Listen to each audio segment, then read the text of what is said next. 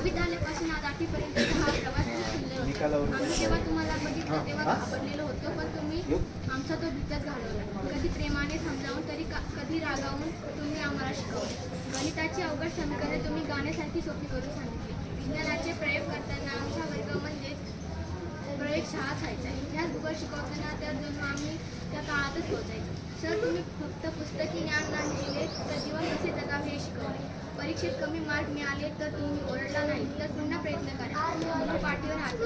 आज आम्हाला निरोप देताना डोळे भरून आहेत. ही शाळा, हा वर्ग आणि हा बॅच आणि तुमचा आवाज आम्हाला खूप आठवतो. पण आम्ही वचन देतो की तुम्ही दिलेली शिकवण आम्ही आयुष्यभर विसरणार नाही. सरांनी काही एवढं समजावून सांगितलं की पहिली क्लासची पण आमची खास मैत्रीण वाटेल.